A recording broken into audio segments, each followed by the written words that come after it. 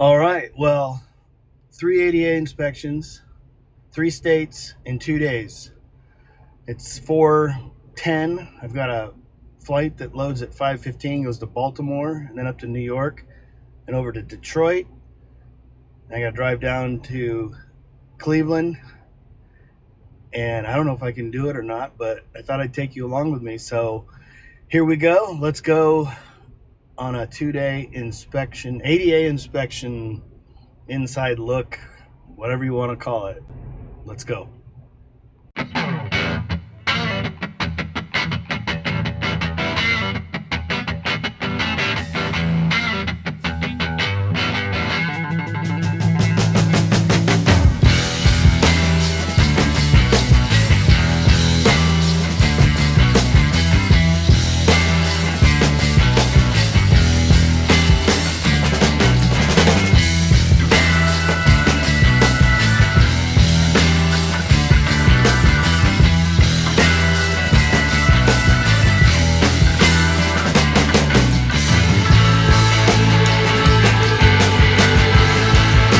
Just landed here in Albany, New York. 3 ADA inspections in 3 states in 2 days. So I've got about a half hour, 45-minute drive, and I figured I'd talk to you for a minute. So just pulling out of the rental car facility and talk to you a little bit about our scope and what we're doing. If I can get out here safely without hitting me. So I was a little worried about the snow up here because the news and everything, but it's actually a beautiful day. So looks like it's going to be smooth sailing down to the site. So yeah, ADA inspection. So Americans with Disabilities Act. So you may be new to this. Maybe you're a seasoned ADA specialist or consultant like myself, and you already get all this stuff, or you probably watch this and go, Paul doesn't know what he's talking about, whatever, but it's the Americans with Disabilities Act. So my name's Paul Klein, and I am an accessibility specialist, or a CAS. And so, horrible light at this light, so now you can't even see my face, but oh well. I'm not a videographer, but anyway, Paul Klein. I'm a certified access specialist, accessibility consultant. I consult with a lot of brands that you've probably heard of. One of the challenges on this trip is to conceal the brand and my client for obvious reasons. If you are new to the ADA space or what we do, it's a lot of litigation, and so there's people get sued because we're dealing with the Americans with Disabilities Act, which is a civil rights law, and so lack of access or lack of accessible parking or ramps can cause litigation. So in the ADA space, there's a lot of different elements. You can be doing code consulting, you can be doing a survey due to litigation, you can be doing inspections for a municipality, you can be doing all sorts of things. In this case, my particular client, contrary to you, many of you advocates out there that might be watching this, there is a segment of corporate world that actually cares about accessibility, and in this case, this particular brand isn't under duress, isn't under a lawsuit or force. They want to get it right. They want to make their facilities accessible, and they want to make sure they're open and equal access for everybody. So I believe this is a new build, so it's a brand new ground up building. So it's going to be built under the 2010 ADAS, or Americans with Disability Act standards. I don't believe there's any local code requirements, but I've got to double check that. But at any rate, essentially it's a lot like a quality control inspection. So while it's very technical and we want to capture as many barriers, it's the whole purpose is to hold their contractors that built the building for the brand, make sure that it's being built to current standard and to the ADA, and they're not inheriting an ADA lawsuit, if you will, or a violation. So it's not as gruesome of an inspection or a detailed inspection as, say, something you find in litigation, like in a lawsuit or something. It's more about, and I have no authority. I'm hired independently as like an independent consultant to come in and tell them what's wrong and if there's any issues. So I have no authority over them other than my expertise and what I've seen over the last 30 years and so forth. So that's kind of it in a nutshell. I'll try to share with you some of the methodology I use. I use an app called BlueDag, which actually I'm part owner in, co-founder in a company called BlueDag that has an accessibility tool. We specialize in survey and inspection tools, as well as a recent pivot and more prominent role in the Title II or the public agency space. So for cities, counties, states, municipal authorities that have to meet their ADA obligations, BlueDag has a transition builder suite that's really killer, and it's got some new enhancements coming to that that I'll talk about in a future video. But for today, I'm only using the inspection suite, which will really speed up. It's on my phone. It's an iOS app and an Android. I'm using the iOS app, and it's a little single-story QSR, if you will, quick-serve restaurant. One of the big brands you probably would know about, but I don't want to disclose. But no different than what you might configure. If you're a contractor and wondering what all this ADA stuff is, I'll share some of the insights of what we look for and what we find on those types of facilities. If you're an architect, same thing, you're designing stuff, trying to make it comply, I think you'll find this helpful. If you're a young person, that's kind of like the purpose of this video is, I think there needs to be more people who know about this whole realm of this profession. I mean, there's so many people that have no idea. I tell them I'm an ADA consultant, like, what's that? And so if you're a young person and you're looking for a career, there's not enough people. I know 4 or 5 firms that'll hire, they need field inspectors, and that's private firms. There's city and county, state governments that need people that are versed in ADA compliance. I mean, there's a total career path there. And another company I'm involved in, we do training for that and so forth, and that's something I'll probably talk about in a future video as well. But I think this will be great for anybody who's young, kind of wonders what an ADA consultant does, and so that'll be real insightful for you. And then you code rangers, you other ADA consultants, building inspectors, code officials. I know a lot of you know me through that, and my company CalCast out in California. Whoa, there goes my camera. Out in California, you'll probably nitpick, hey, you're not doing that right. But again, like I say, there's all levels of detail that you can do for ADA compliance and the clients. And whether you're doing an inspection for an architectural firm, see if the plans are done right. Maybe you're representing the contractor, developer, attorney, lawsuit, a civil rights violation, a government entity that's going through the permit process or regulatory process. We can do a whole nother video on that.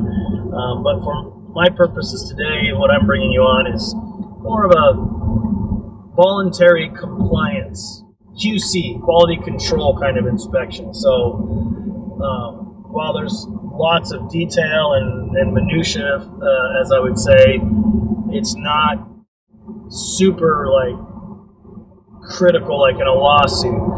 Don't get me wrong. this whole thing is about, providing better access for people with disabilities. I mean, it's a very underserved segment of our society. There's so many challenges there. I have no idea. I've experienced some personally.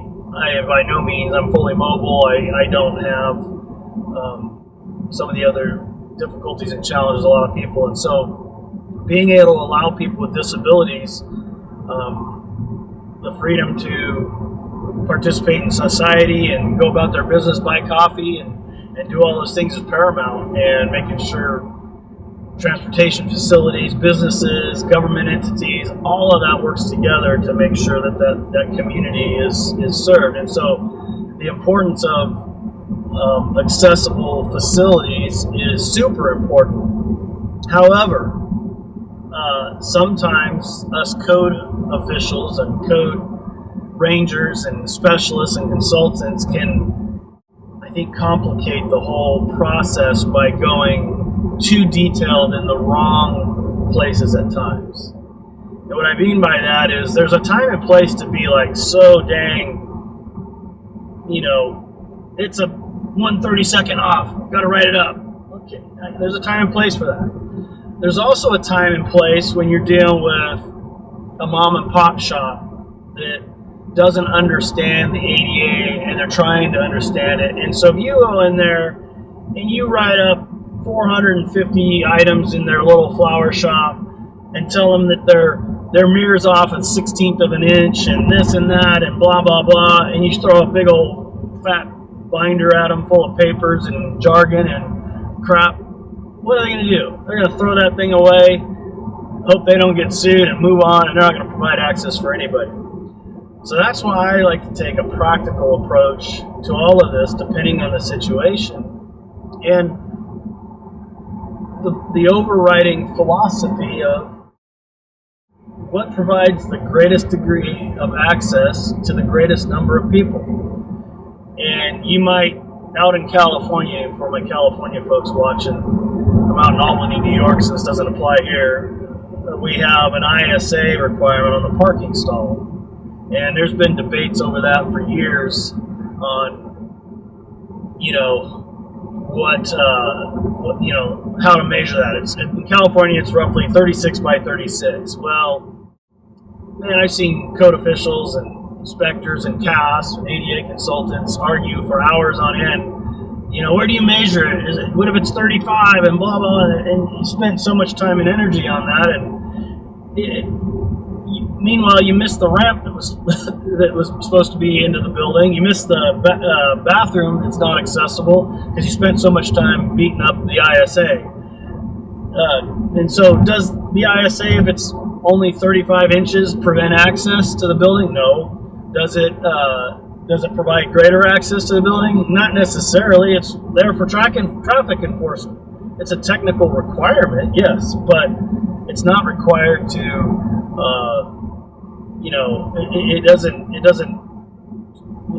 it's not even required by the feds, for one.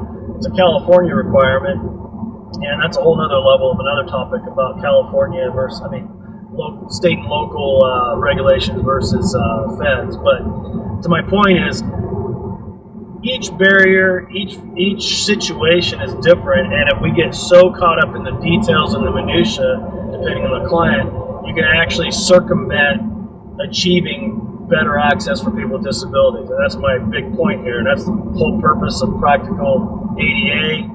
And my longtime business partner, Mark Wood, and I have championed that for years. And that's really what we're all about and what we try to achieve is, look at the situation. So if I'm called out on a lawsuit where there's been an injury or someone's civil rights have been violated, yeah, I'm going to go through that like a fine-tooth comb. But if we've come out and we're trying to get a homeowner into compliance, that's another level.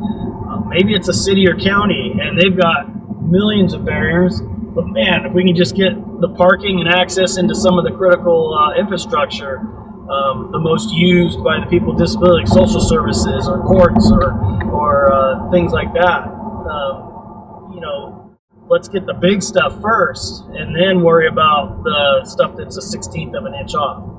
And then in the private sector where we're dealing with retail and businesses and so forth, we don't want to overwhelm them with too many details. But on new construction, it should be right. They hired the best architects, the best contractors, went through a 8-month permit process and plan review, paid all these fees, and the building should be right. And so, we pretty much call out most of the stuff there because the client wants that. They want their contractors and architects to get it right. They pay all that money for those plans and everything, and it should be right. So they have some built-in tolerances that they allow on a policy level. That's their call, and that's their prerogative. And sometimes the city or the county signs off on a project, and I find cross slope of 2.8%. They missed it or let it go or whatever. But my client, they usually make the contractor rip that out. If it's 2.2, 2.1, probably not worth the expense in that case. So that's their call. My job is to go out, find the barriers, and put a report together, and that's what I'm here to do with you, and I hope you join me and so forth. So hope that was helpful. I'm going to pause this for now. Got about another 20 minutes to the site, and all right, that's it for now. See you in a few at the site.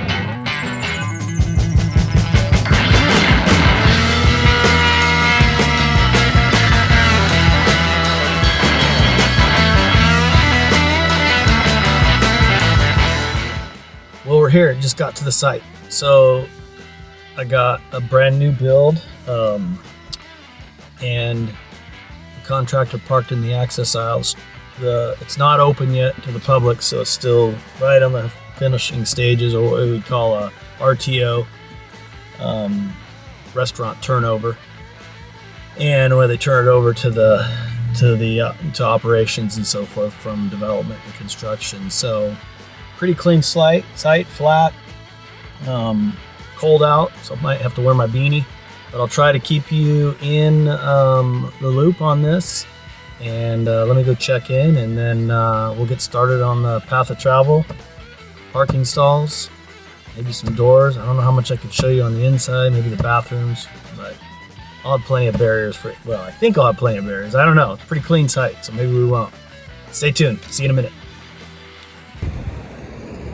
So the contractor's here, and obviously he wants to follow me around to see if anything's wrong.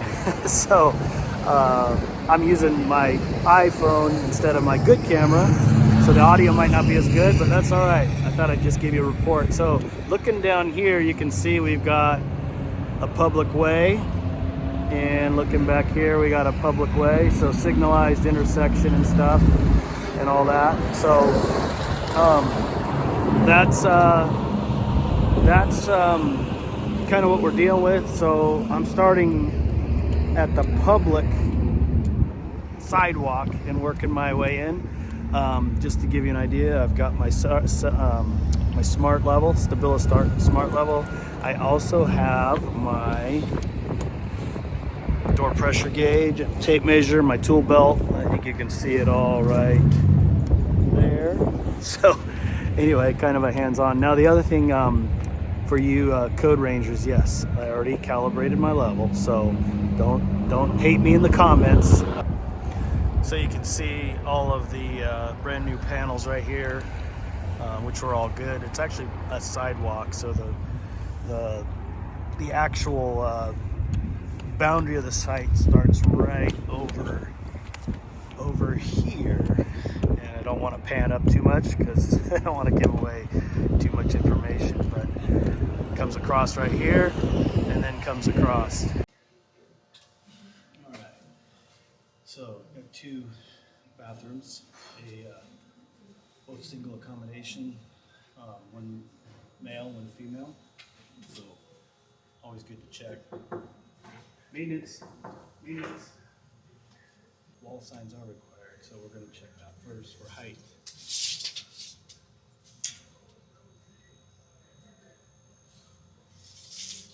48 to 60 is good. From the other side of the hop to the door, 48 on the first side. That's good. So you can't really see down below here, but trust me, there's 18 inches here. You got almost 48 inches over here. You got a coat hook here. They actually have 2 coat hooks, so that's good. That's unusual. Because usually this is the only coat hook up at 66 inches, but that one can be there as long as we have one within reach range, which is 48. This one's below 48, down at 41, so it's perfect. Good. Love when contractors do that. They don't put them right at 48. You darn architects always put it right at 48, so the contractors put it right at 48, and then it's 48 and 8. Then I gotta write it up. So this contractor did a good job. Lever hardware, we've got 65 inches from the door to the lab. So check this out. Put you on the opposite corner. Let's see if you can see this. So door over to the lab. So that's what I'm trying to check. Get a wider angle, I guess. So I'm buttoning my tape to the door on your left, and I've got 66 inches here, so that's good. So door, we've got 60 inches on the pull side. We got our 18-inch strike side. Now we do have this portable trash can. All right, you code rangers will debate whether or not you should write that up. My client wants me to write that up, so we write that up. We basically note it because there's no in-wall trash can, so in that case they allow those, even though it should be moved outside of the clear floor spaces and maneuvering spaces for fixtures, so we'll make note of that. Now that I have my tripod, I can show you my handy dandy BlueDag app. And so here's how I'll log a barrier into BlueDag. So I'm going to go to restroom women's. I'm going to create a new finding. By the way, I've already put this, all 3 evaluations that I'm going to be working on already are in BlueDag. I did that 2 days ago or 3 days ago when I got the order. So my address, the store number, contact, everything's already all in BlueDag. So as I've been working on this evaluation without you, because it would have been awkward, I've been logging everything. So this is the first time I've done it with you. So we got a portable trash can in the bathroom that some of you may or may not will debate me whether it's a barrier. I'm writing it up because that's what my client wants, and they're the ones that write the checks, not you. So here we go. So I'm tapping the screen here. I'm going to get a photo first. So I get it overall there. Boom. Looks good. Now I'm going to use what's called the capture tool. In BlueDag, there's a capture tool, and that way I don't have to tier it and search for the barrier. So I just hit capture, and then check this out. This is how I speed things up. I tap in the finding. I don't know if you'll be able to see that. And then I use a little speaker, a little Siri iPhone speaker. Portable trash can in maneuvering space, in clear floor spaces, no built-in. Boom, that's it, just a little note. Hit save, moving on. All right, now let's check this lab. Let me tilt you down a little bit, see if you can kind of, all right, there you go. I think you can see me. There you go. We'll move this trash can temporarily out of the clear floor space for that. So we're going to check this lab. So I like to start on the left and work my way over and down. So first thing I'm going to check is the left. We got 18 inches to the center, which is great for California and ADA because ADA is only 15, so we exceed the 88. Now I'm going to check my mirror. I am 38 inches to the reflective surface, so that's good. Now I'm checking the top of my lab. I'm like 33 and a half, which is awesome. To the bottom, I need 27, 8 inches back. 20, yeah, this is in California, so 27 to the bottom, 8 inches back, we're good. So this is a compliant lav, and there's a little bit of, you can't see it on the camera probably, but there's a little bit of uncovered water supply. So pipe wrap, I almost always write that up. It's cheap and easy, a little bit of foam. You could argue that it's out of the knee and toe space, but because hot can burn and scald people, I write it up. So blue tag, finding, new finding, photo,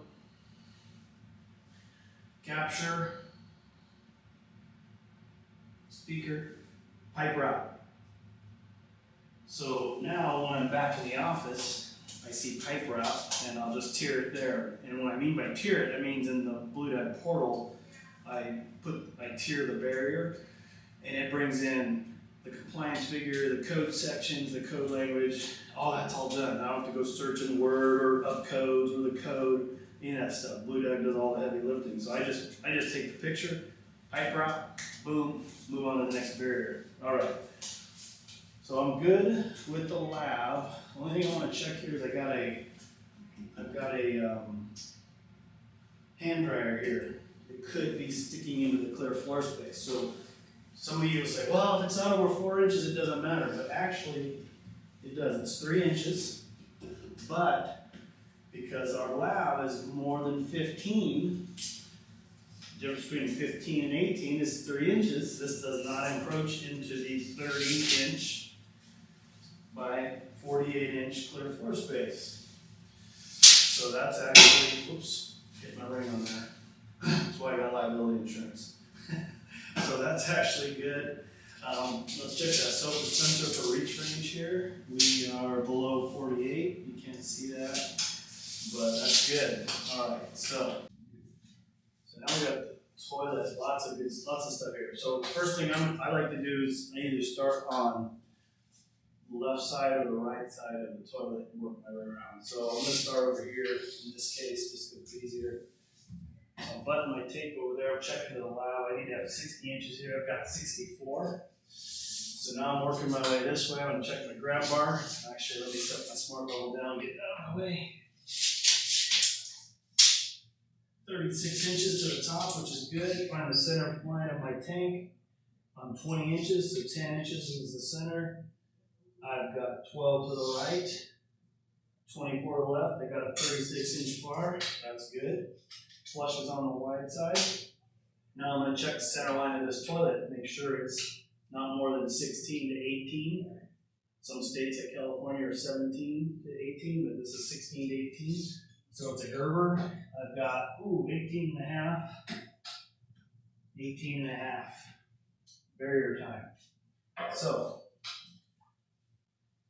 bring out Blue Dye back in my woman's bathroom. New finding. Take a picture. Boom. Snap it. It's and focus. Hit my capture. Toilet to wall greater than 18 inches. Boom. Moving on to the next one. I need to check my toilet seat height. 16 to 19. Good. While I'm here, I'm going to get the front of my toilet. You can kind of see it there. The front of my toilet is, from the back wall to the front of the toilet, is 31 inches. Why is that important? Because I got to measure that toilet paper dispenser. It has to be 7 to 9 in front of the toilet. So if I'm 31 to the front, what I do is I add 10.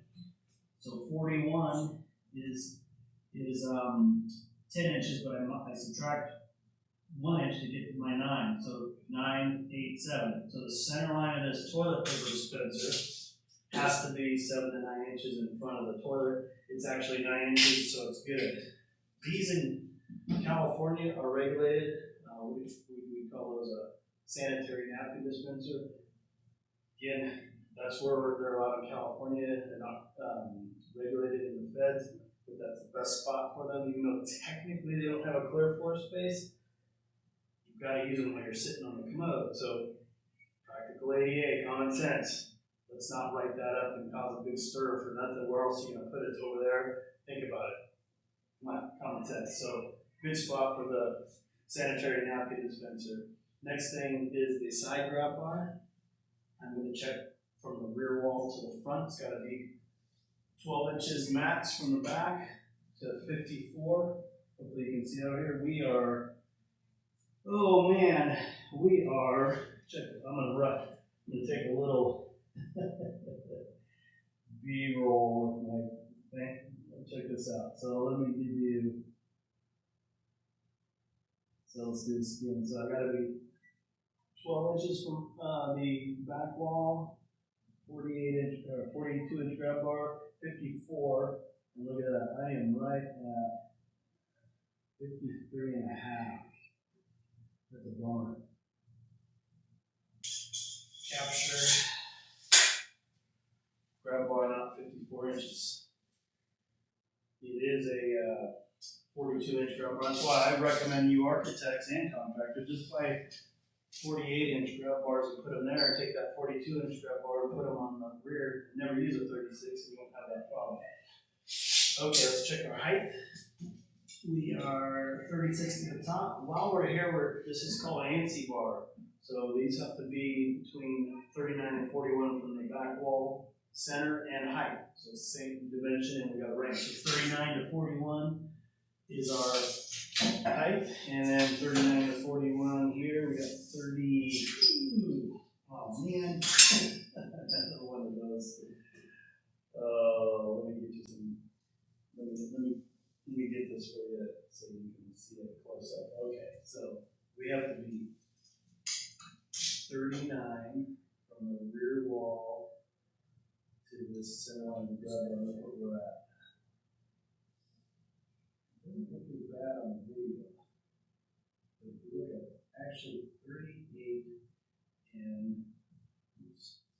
So let's talk about this vertical grab bar or ANSI bar. It's got to be 39 to 41 from the rear wall to the center line of the grab bar. And look at that, 38 and a half. So, and that's what we got a range, 39 to 41. So, architects, put that at 40. Contractors, put that at 40. That way it gives you 1 inch of construction tolerance either way. So, let's capture that barrier there. We'll double check that this is vertical grab bar, not 39 to 41 center. And so, what I would do is, if it's required by state code or local, then write it up. But if not, I would make a recommendation to install it per the ANSI or remove it. It's one of those things. It's like in California, if they install those, it's not required by the California building code. It's not required by the ADA. So is it technically a barrier? No. But it's only a quarter inch off, so it's one of those things. So usually make a recommendation in that case. All right, so got the toilet paper dispenser. Let's check the floor slope here with our smart level. We usually check it in a 4-star, 4 point, right around the 4 grain, which is really good. Check around the toilet, meeting room space. Anything over 2% is a barrier. And this thing is flat as my personality on this video. All right, so let's go on to the men's.